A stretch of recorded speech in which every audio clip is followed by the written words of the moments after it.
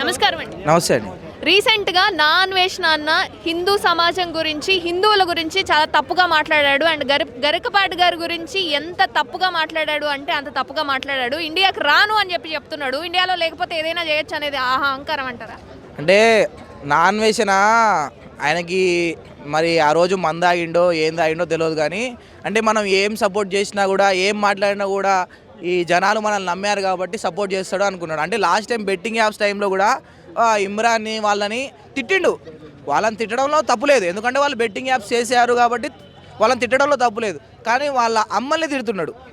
ఇప్పుడు మనది ఎట్లా అంటే, మన సంస్కృతి సంప్రదాయం ఎట్లా అంటే, ఈ రెండు తెలుగు రాష్ట్రాల్లో బయట వదిలిపెడితే రెండు తెలుగు రాష్ట్రాల్లో నువ్వు తిట్టు ఏం కాదు, కానీ నువ్వు శత్రువు అయినా సరే అమ్మని తిడితే వాళ్ళ అమ్మ కూడా మన అమ్మేగా అనుకునే సంప్రదాయం మనది. సో ఇప్పుడు నువ్వు ఇమ్రాన్ వాళ్ళ ఇమ్రాన్ని తిట్టినా మేము ఎంతగానో తిట్టినా కొట్టినా పట్టించుకోము, కానీ ఇమ్రాన్ వాళ్ళ అమ్మని తిట్టినావు. అప్పుడు కూడా అరే నాన్ వెజ్ నువ్వు చెప్పేది కరెక్టే, కానీ నువ్వు అమ్మని తిట్టడం కరెక్ట్ కాదు అనుకున్నాం. ఇప్పుడు డైరెక్ట్గా శివాజీ లాక్షరం మీద స్టార్ట్ చేసిండు. శివాజీకే ఆల్రెడీ సపోర్ట్ ఉన్నారు అందరూ జనాలు, ఎందుకంటే శివాజీ మాట్లాడిన దాంట్లో 1% కూడా తప్పు లేదు.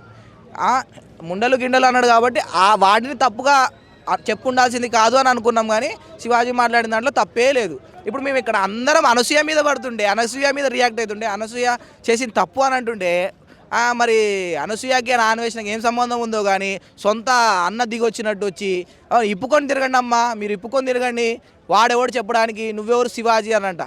అంటే మొత్తం నెగిటివ్ అయిపోయింది. ఇప్పుడు లక్ష అన్ఫాలో సబ్స్క్రైబర్స్ కొట్టారు. ఇంకా ఇవాళ రేపు ఇప్పుడైతే లిటరల్లీ ఇండియాకి రావడానికి నాన్ వేసిన భయపడుతున్నాడు. అంటే ఆ మేరకు ఒక్కసారికి ఇంతమంది జనాల్ని సంపాదించుకున్న పర్సన్ ఒక్క మాటతో ఆపోజిట్ అయిపోయారు అందరూ.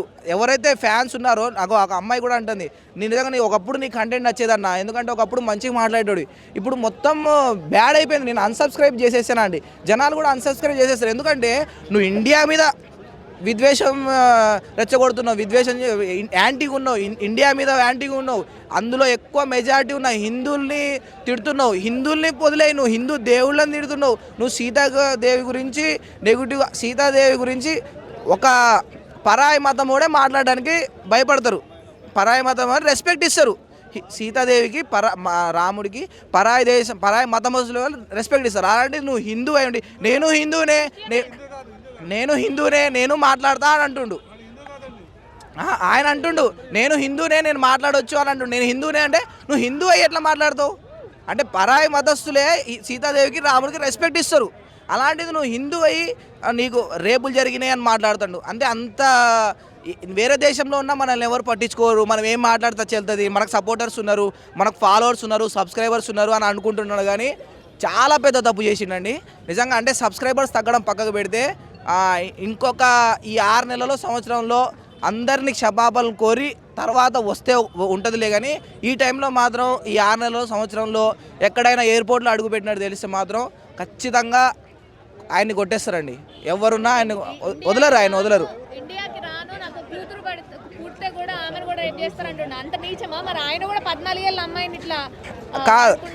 అసలు నాన్ వేసిన కంటెంటే బూతి కంటెంట్.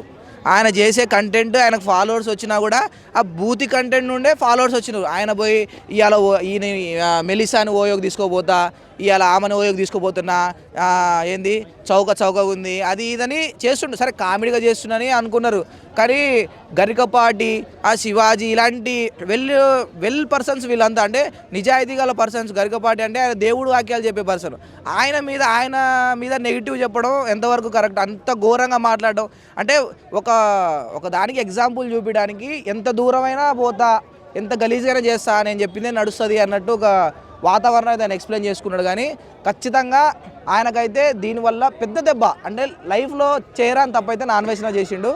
దానికి ఆయన ఖచ్చితంగా ఇంకొక ఫ్యూచర్లో ఆయన అకౌంట్ కూడా పోవచ్చు, ఆయన ఇంకా మళ్ళీ బ్యాక్ వచ్చేసచ్చు. అంటే ఎంత పేరు సంపాదించుకున్నా ఆ పేరు మొత్తం పోద్ది. ఎవరిని ఉద్దేశించి ఇప్పుడు భారతదేశాన్ని ఇంత భ్రష్టు పట్టించాలని చూస్తున్నాడు? ఎందుకు ఇంత తప్పుడు ప్రచారం చేస్తున్నాడు? అంటే ఒక టైంలో ఆయన ఆదరించడం కాబట్టి మనం ఏం చెప్పినా నడుస్తుంది అని అనుకునే మైండ్లో ఉన్నాడు. ఇంకొకటి బాగా డబ్బులు సంపాదించుకుండు, ఒక టైంలో బాగా డబ్బులు సంపాదించిండు, ఇప్పుడు వీడియో వేస్తే వ్యూస్ రావట్లేదు. వ్యూస్ రావట్లేదు, డబ్బులు రావట్లేదు. ఒకప్పుడు నెలకి 30 లక్షలు 40 లక్షలు సంపాదించిన పర్సన్ ఇప్పుడు జనాలు ఆయన డేకట్లేదు.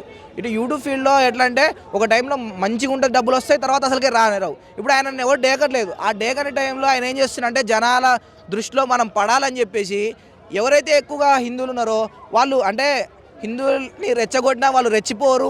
ఆ హిందువుల్ని మా దేవతల్ని ఏమన్నా కూడా మనకి ఏం కాదు, మనం పక్క దేశంలో ఉన్నాం కదా మనకి ఏం కాదు అన్న ఒక ఆయన ఒక మోటోలో ఉన్నాడు. సో దాన్ని తిప్పికొట్టేటట్టు ఇప్పుడు వర్క్ నడుస్తుంది.